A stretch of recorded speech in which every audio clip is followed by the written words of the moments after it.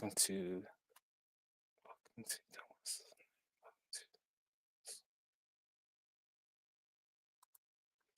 hello, welcome to another episode of Don't Whistle Night podcast. We're broadcasting live here on 107.7 FM out of beautiful New Orleans. And I am your host, Don Yazzie, and my co-host, Darren Yazzie. I'll be bringing on pretty shortly. And today we have a guest of honor is Avery Tafoya out of Jicarilla Apache Nation. He's not only a member of the Apache Nation, he's also a tribal council member, in the seat, former police officer, firefighter. And without further ado, let me bring you guys on.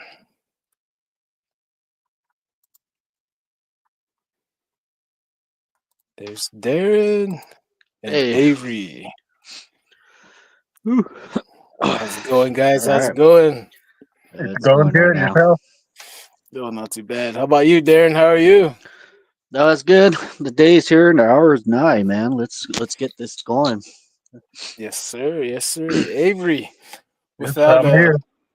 yes, sir. This is your episode, and we're gonna turn this episode to we're gonna turn the mic on to you now. Hey, audacious Amber.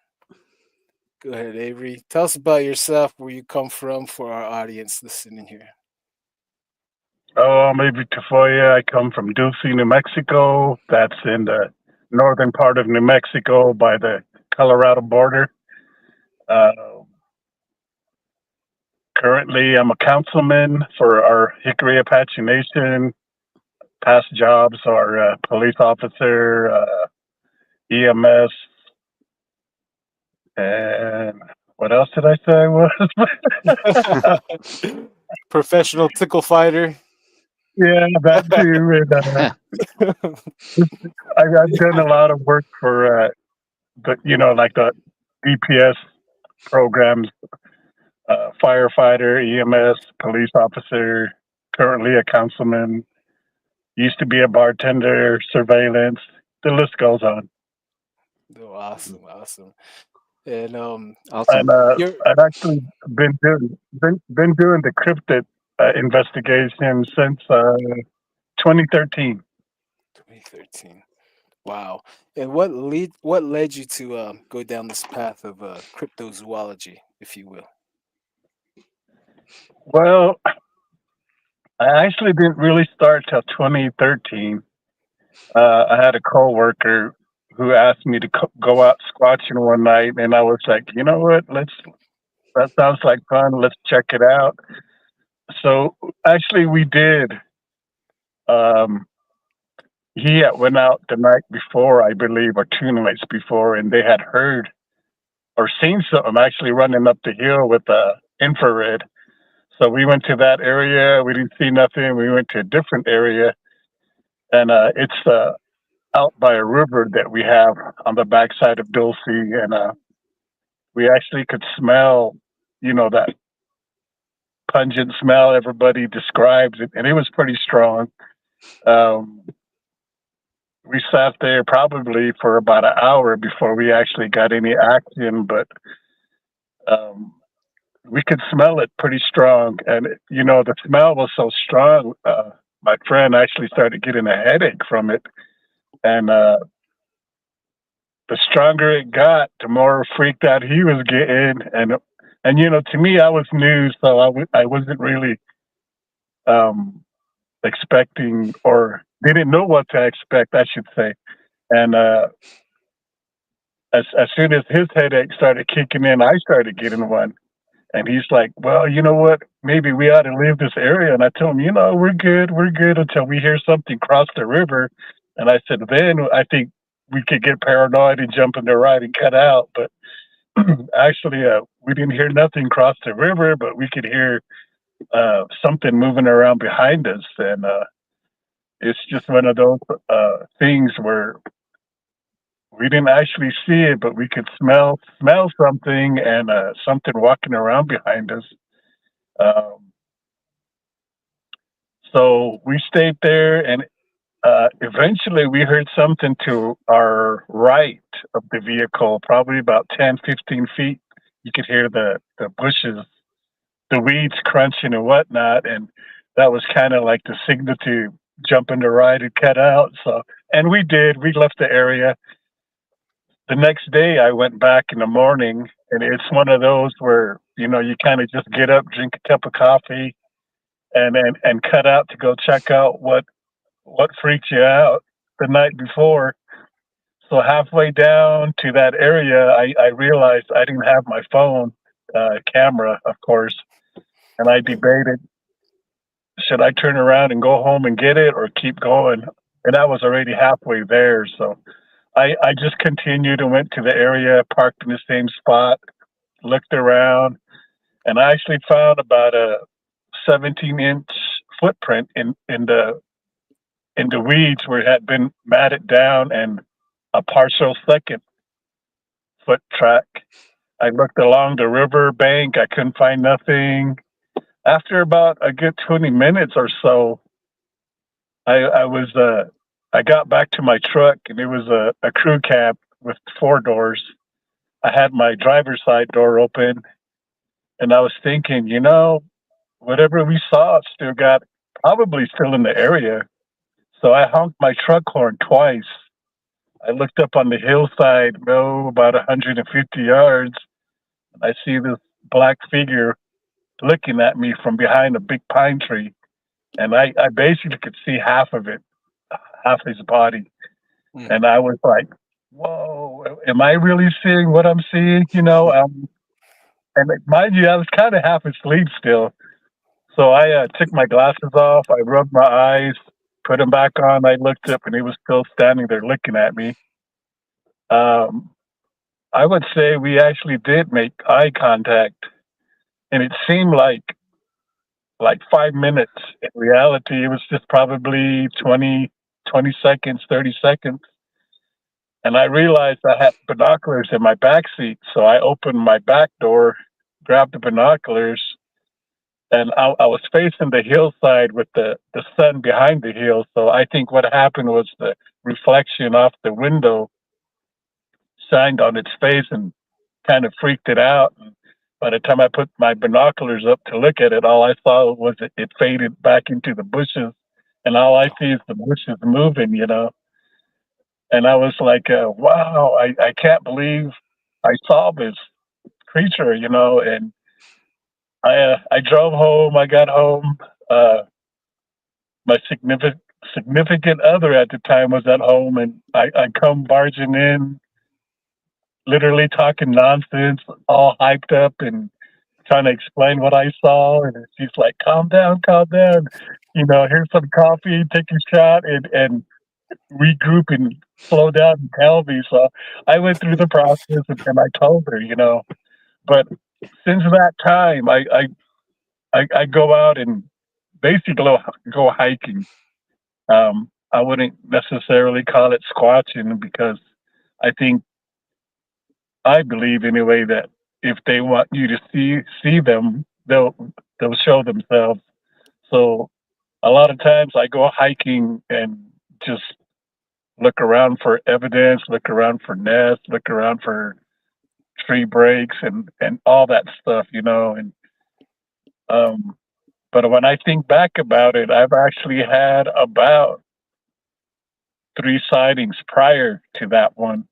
One when we were young kids, we were having a coming of age feast for one of my cousins out in the woods, Mhm.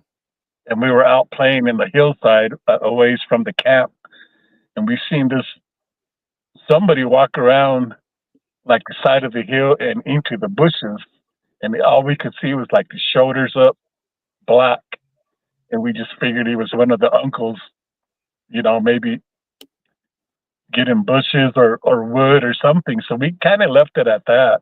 We got back to the camp, and we asked, the grandmas and them, well, who's back on the backside of the hill?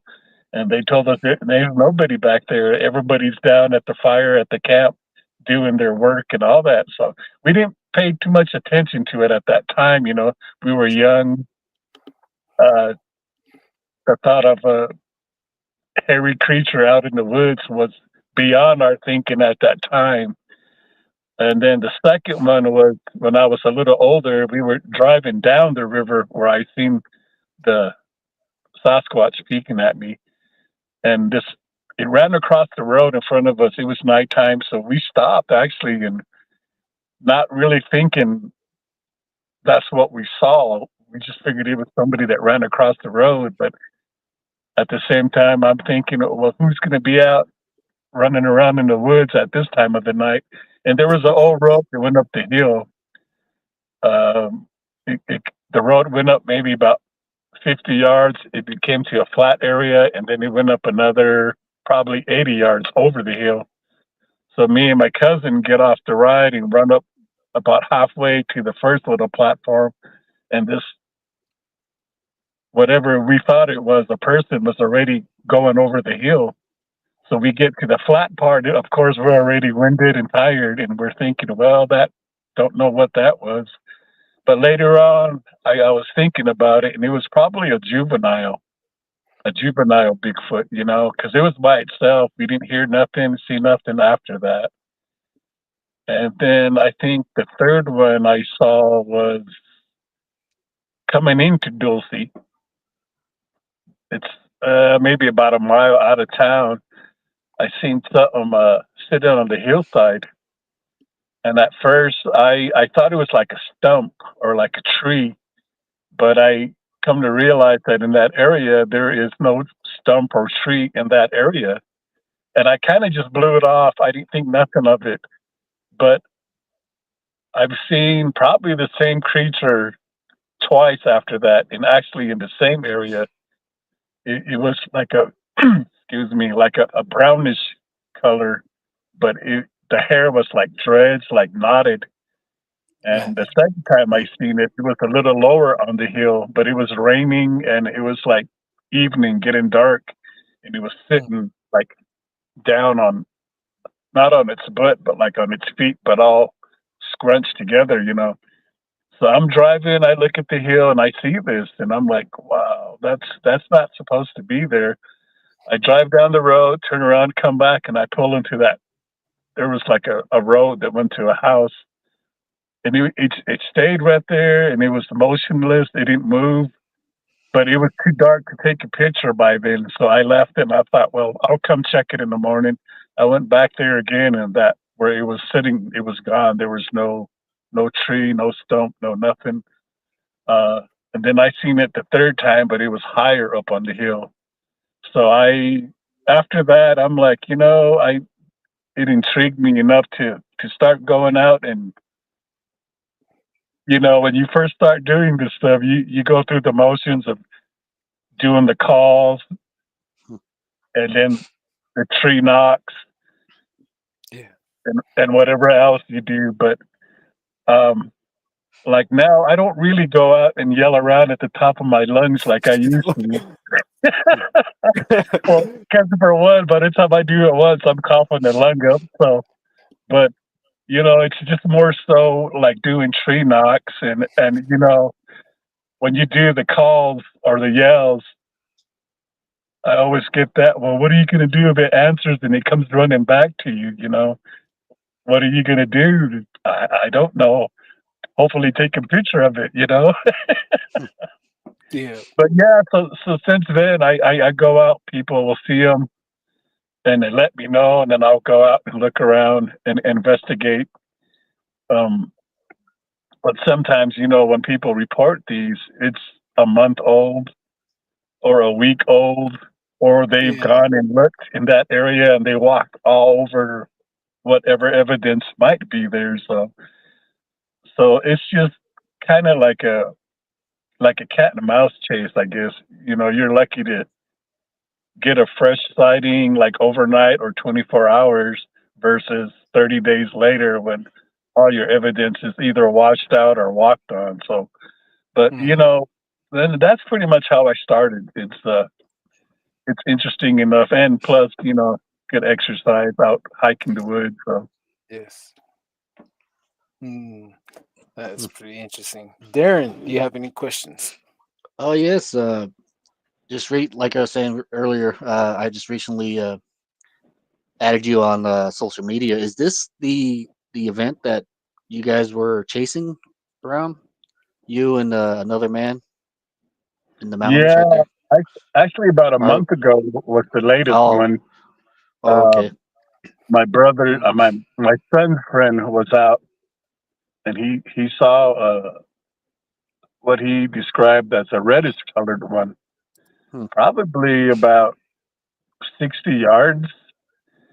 He was up on top of a hill looking down, and it came out of the bushes. They saw each other, and it walked away. You know, your typical Sasquatch. You know, once they see Mm. you, you make eye contact. Normally, they'll just walk off right Right. away, They'll and Yes, that's yeah. yes. what it did.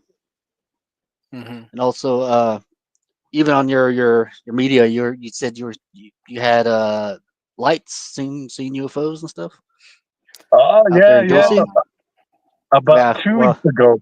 Hey, Yeah, I Avery. was.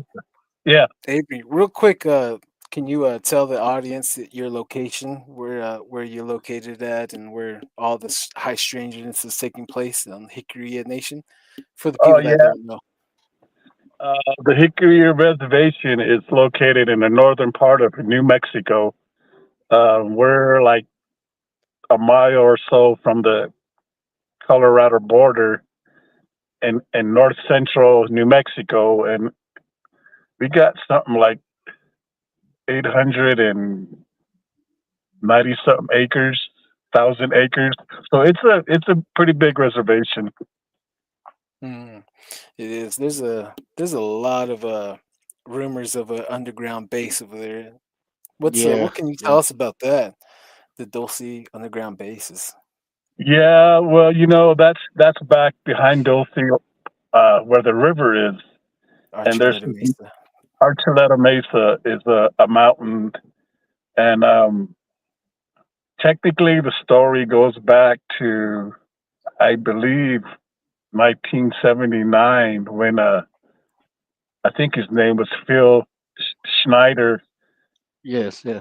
Phil Snyder. Supposedly, and I say supposedly because there's different stories circulating that he might have not happened, but he was a contractor and ended up inside the base, and apparently there was a some outbreak, some fighting, the aliens and the military, and I could never prove that it happened.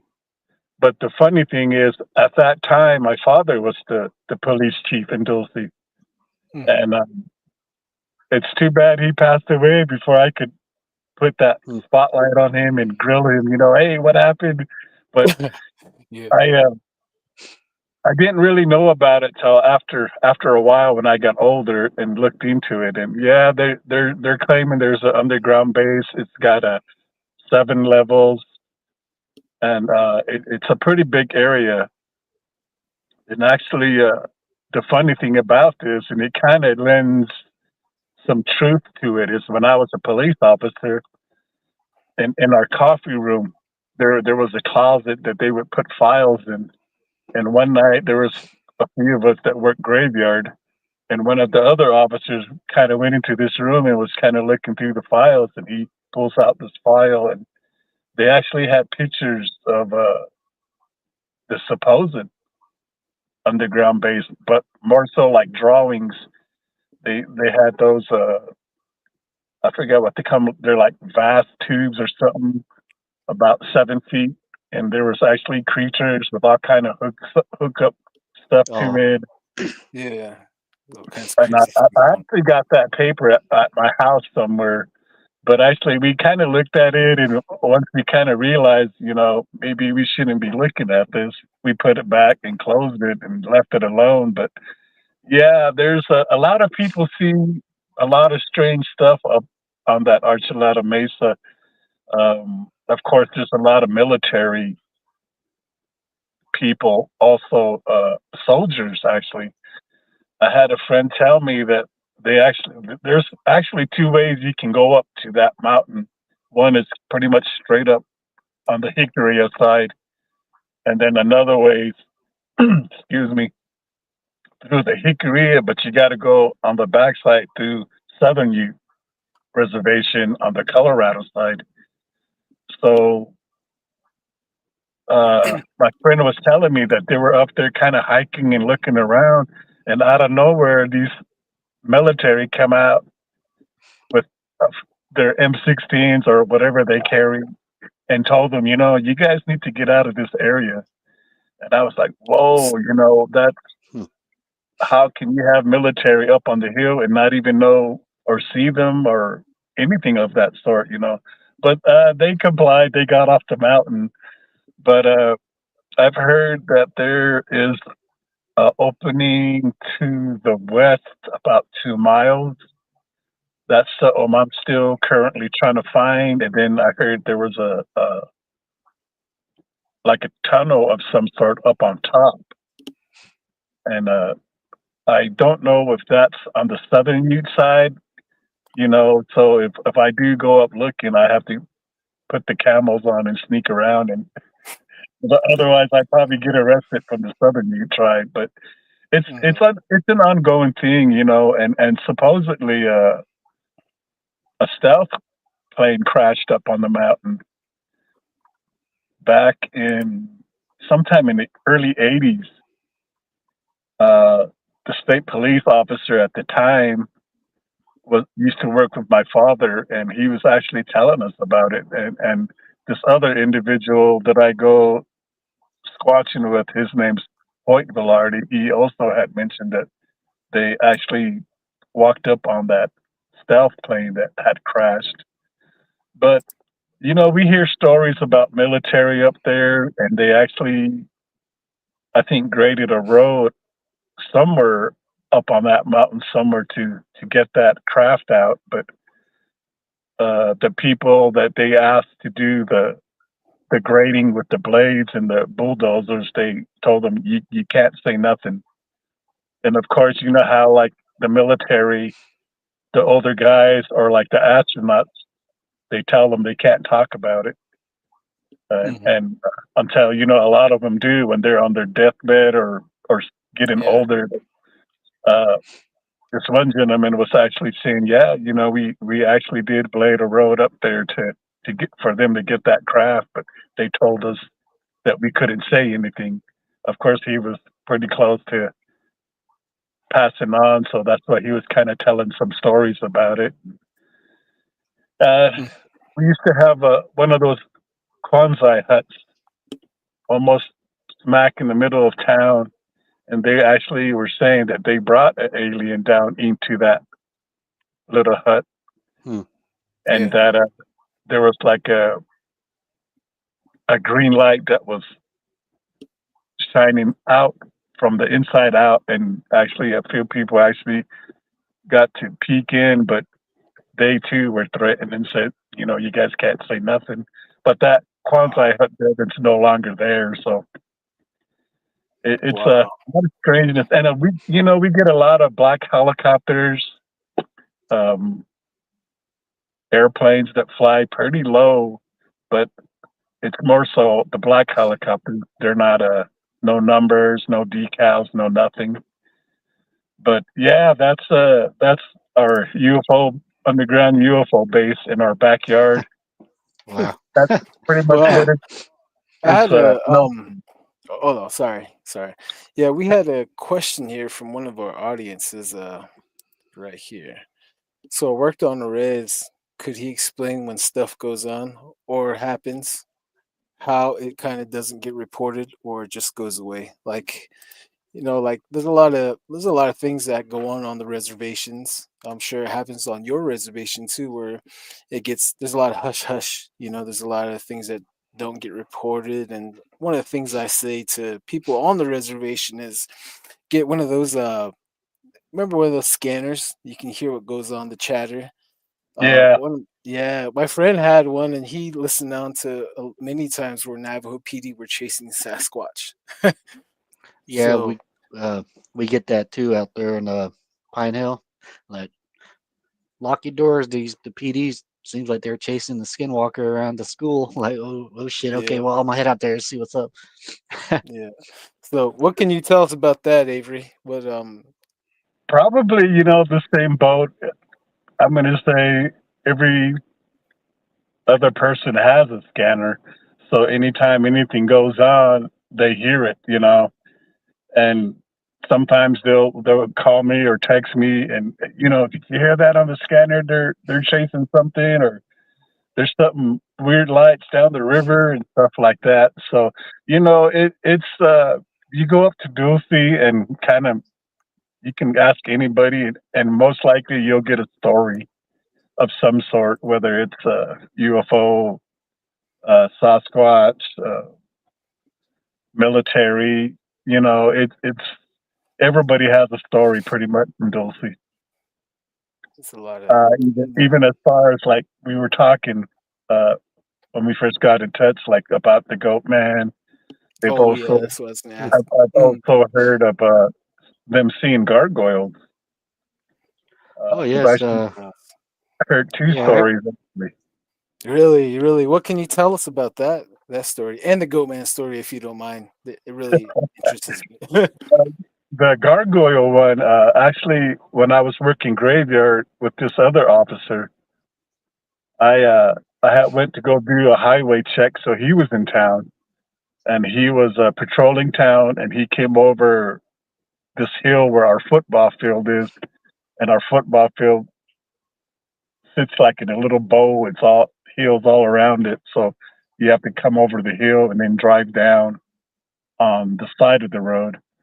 But anyway, he had just come over the top and was coming down, and he sees something run and then fly off, and he said he seen the Mm. tail and the wings, and Oh, it freaked him out, And I was actually coming back to town, and he calls me on the radio. He goes, can we meet over by the store? I need to talk to you.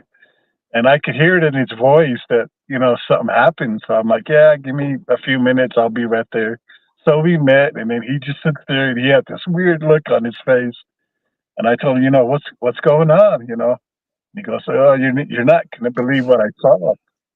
And I was thinking, okay, what did you see, like a UFO or something? And he goes, no. He goes, he could only describe it as a gargoyle. wow. He Mm. he saw the tail and the wings, but he didn't see like the face in that. He said it flew off and pretty much just into the night sky.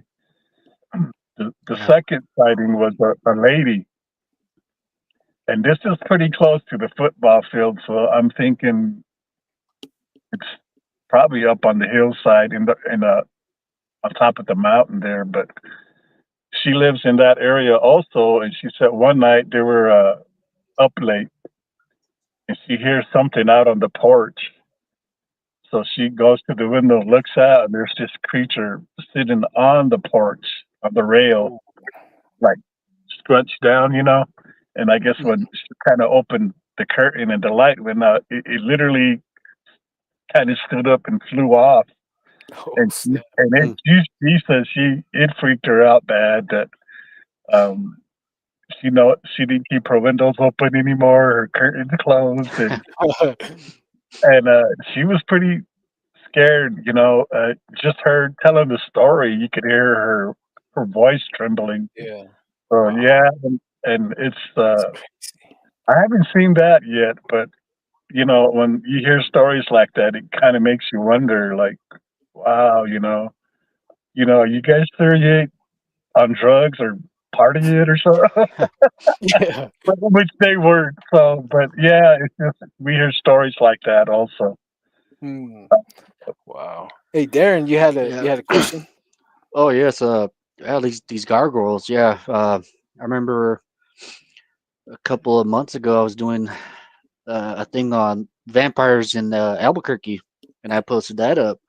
And if anybody knew any more information about vampires in Albuquerque, and what I got was actually gargoyles. I got more gargoyles stories out Albuquerque. there. Yeah, in Albuquerque on the Wow. military base out there. So Mm. maybe Wow. militaries, maybe shoot, maybe they're hiding gargoyles. Who knows, man? Like this whole Wow. military Dulce base. They have what I just did a quick search on it. Everything from gray aliens, reptilians. Even that guy Phil Schneider said he Yeah. got shot with some type of alien weapon, lost his fingers. The Mhm. Costello, a whistleblower, Yeah. and Yeah. all they all have stories to tell about this area. Even a local PD, I think his name was man, what's his name? Paul something, but he was a PD. He did Mila.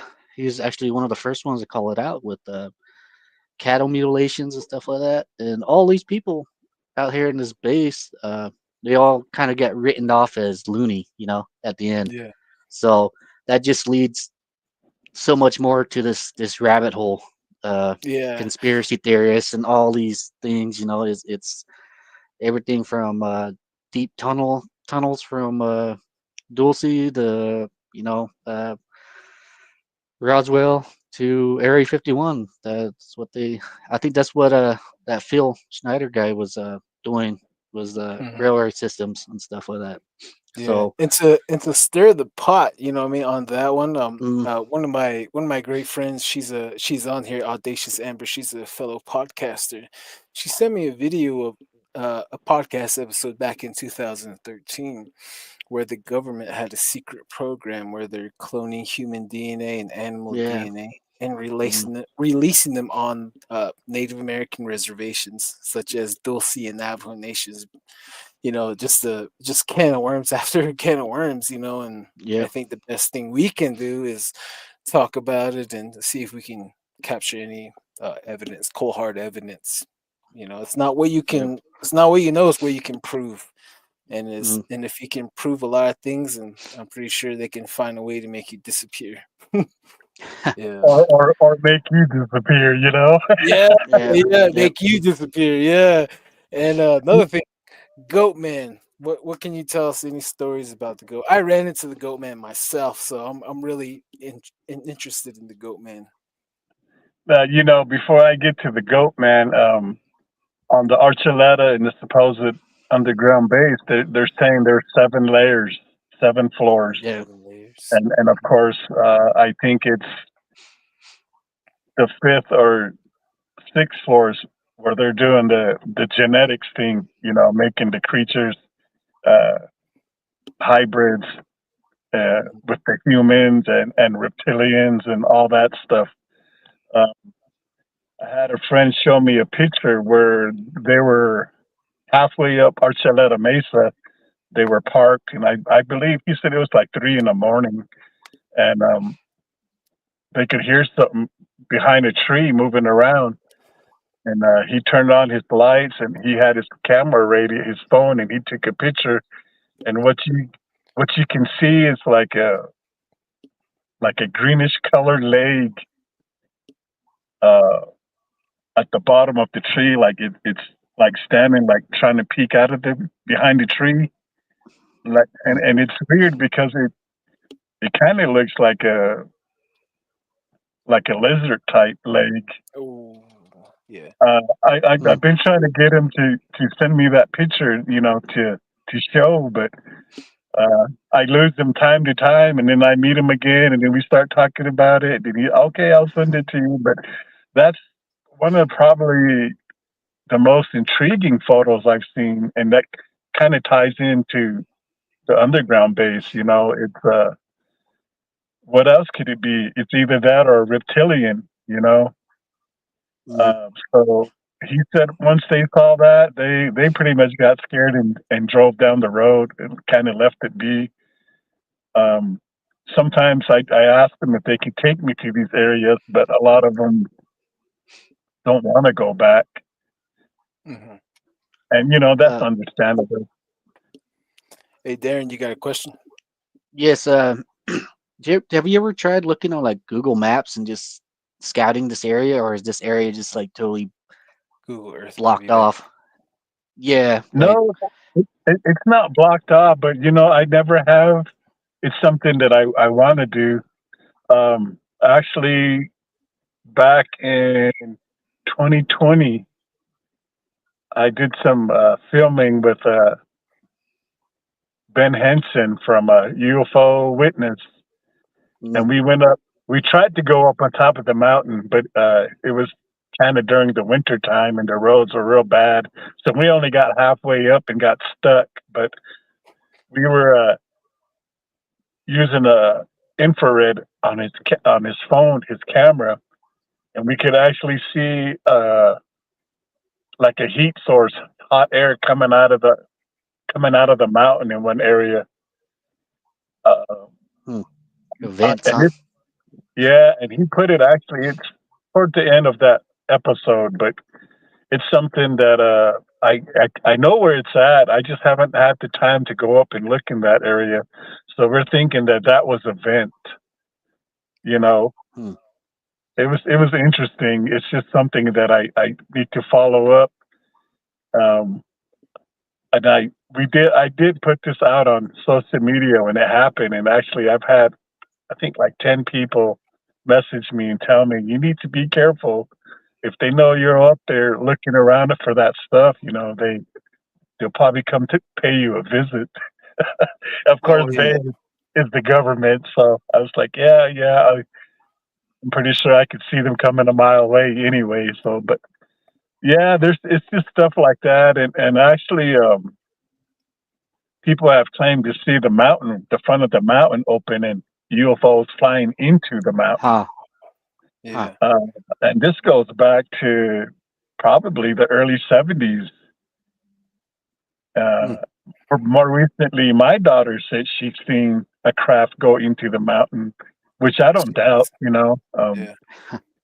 They actually pulled off the road and watched it, and she actually drew a picture of it. So it's like something's going on up there. Hmm. Another thing, yeah, I want to bring up. I seen on your social media you had a picture of a portal open up in the sky. I seen a portal myself, and first time I ever seen someone post it, it was you. I was like, oh my gosh, I got the chills, and I was really excited. Wasn't Tell us that an about that. awesome picture? That was an awesome Yeah, picture. it was. Um, It was. Yeah. and of all places, Hmm. that was in Albuquerque. You know, um, Huh. I had walked from the hotel to this convenience store just 50 yards away, and I come walking out, and I looked up, and I was like, "Whoa, what the heck is that?" And it was cloudy. It was dark, and just that area, a perfect square, and it was just like that Yeah. can't be the weather. It can't be, the air inversions or something. It was just mind blowing, and I just wish I had a better camera to take a better picture of it. But yeah, that was. I don't see how people could not see that. It was just plain as day right there, and Mhm. it was open. I would say maybe 3 minutes at the most. But yeah, I Hmm. was trying to. I just stood there looking at it. I was hoping to see something come out or go in or something, but it was just. I think it was like 9 in the evening when I saw that, The wild night in the evening. Okay, that's and pretty cool. I seen. Oh yeah, go ahead. that, Sorry. it was just awesome though. I never seen that in a city like that. You Yeah, get used to seeing those things out in the middle of nowhere, but yeah, that was I had to take a picture of that one. that was good Hmm. capture. Good capture. And can you tell us about your first time seeing a ET being, alien creature? Yeah, when I was about 5 years old, this was in July. Um, During July, we have a celebration in Dulce. It's called Little Beaver, and it's like the third weekend. Uh, it's a celebration, parade, powwow, rodeo, softball, all that good stuff. Hmm. Anyway, I was at home, and my brothers were outside in the back playing with the neighbors, and I think actually I was sleeping, and I was sleeping in the living room, and I woke up. I had to go use the restroom, and there was nobody inside. I was the only one inside, so I get up and I walk down from our living room down the hallway to the restroom. There's a room right at the beginning of the hallway to the right, and then the restroom, and then two more rooms were down at the end of the hallway. So I walk by the first door and I see something, uh, and I didn't think too much of it. I actually got to the bathroom door and I thought, Okay, well, who's inside with me? I walk back to that door and I see this being standing in the room. It was like a light bluish color. The skin or the facial features were like a light blue, kind of like a light blue glow. Um, Hmm. of course, I'm only 5 years old, so I'm what, under 3 feet or somewhere around there. And this creature alien was probably maybe 4 feet, I would say, because I was kind of actually looking up at it.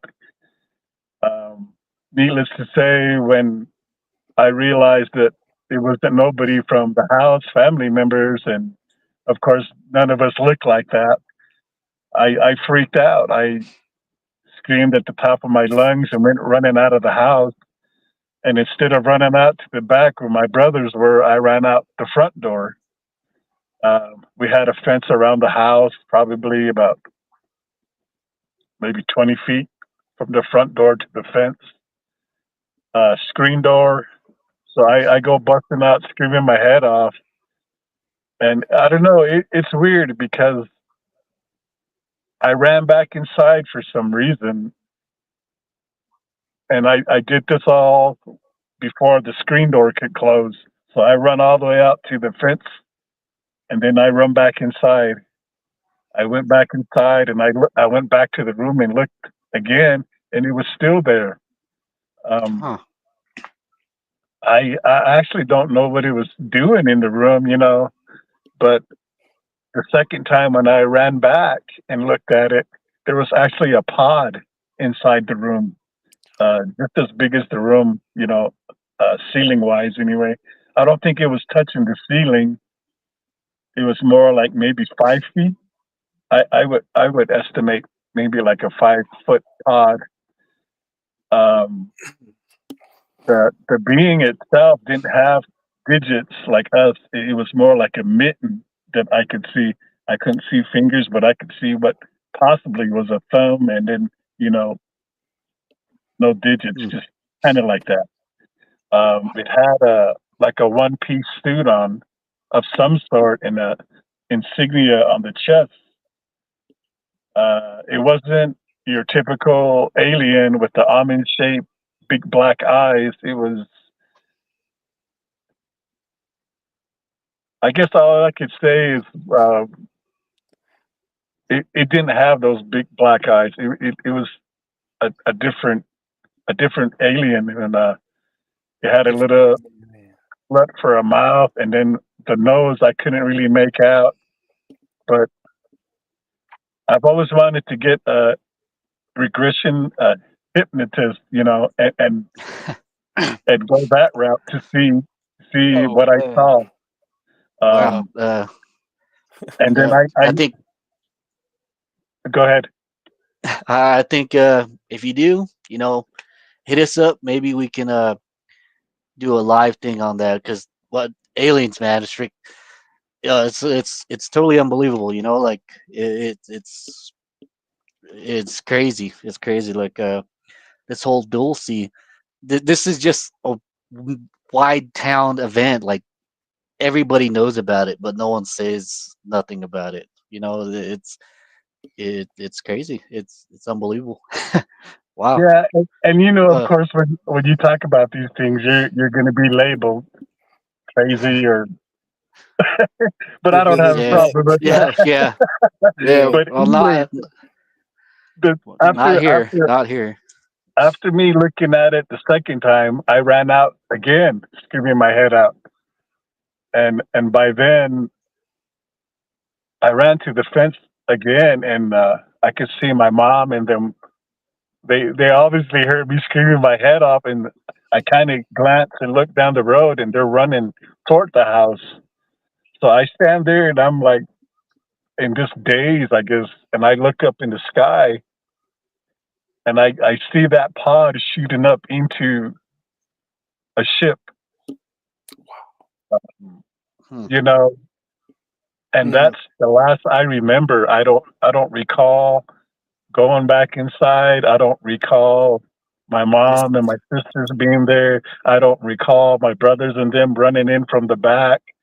So like that whole day, It's maybe crazy. even to the next day, I don't have no recollection of what happened. Um, and you know, us as natives, when we see things or stuff happens to us, we go to a shaman or a medicine man. Mm-hmm. So we went through that process and kind of left it alone. You know, nobody talked about it. My father didn't say nothing about it. My mom didn't say nothing about it.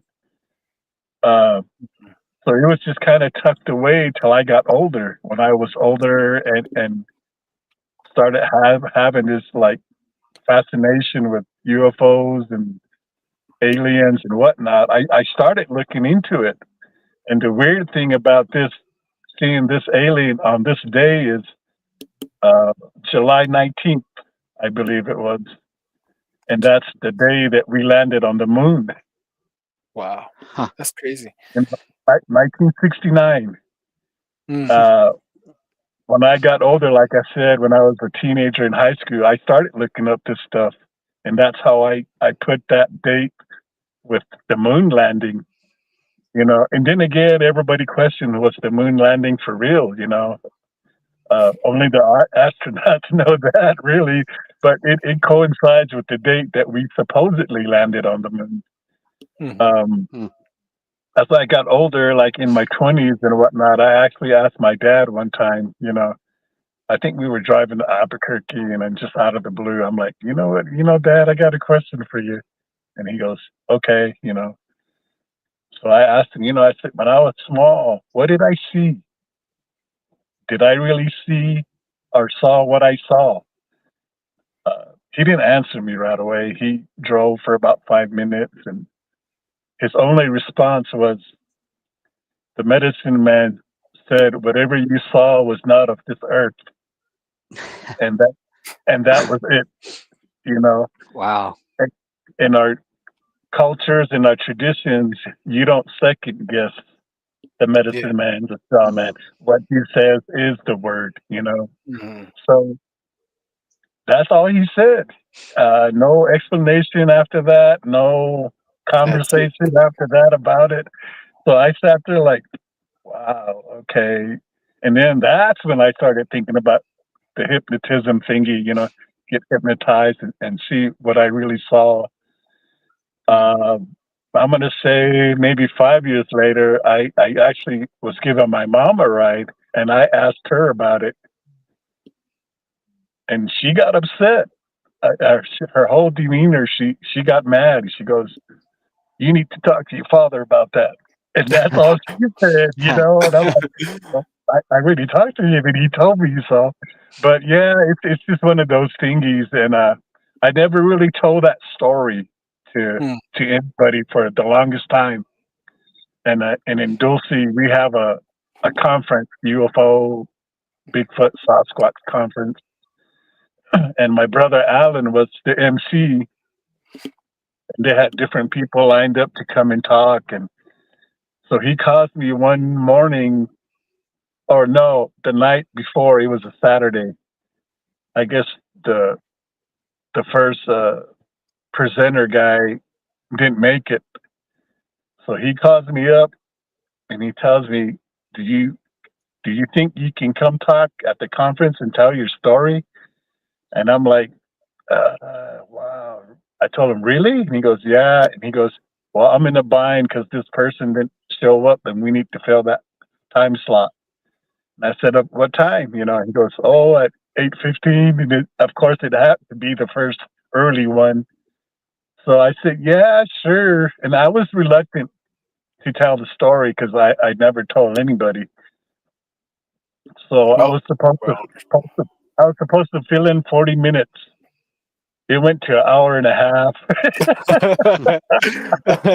and Hey, you know, everybody was just blown away. Everybody was literally sitting there with their mouths open, like, "Wow," you know. And it took me back, and I so, actually had to kind of step away to regroup and think. You know, I'm one of those too that kind of uses humor to Oh yeah. readjust, because Yes. your mind is Mm. way out there and you got to bring yourself back somehow. But I Hmm. actually had a few people come up to me after that crying and saying, wow, thank you for sharing. And they start telling the story. And I'm like, wow, that was amazing. It is. And not to get mocked or made fun of or anything, everybody was just, the room was just dead silent. Everybody was just Mhm. glued and listening. So after that, they were asking if I could make a video and put it on YouTube and whatnot at that time. But I said, well, you should have been at the conference to hear the story. Hey Darren, you have a question you want to ask Uh, Avery? yes. Do the Apaches have a name for aliens, or do they have a name for a Bigfoot that your tribe would call We do, but I can't pronounce it. I'm not them? fluent as I should be.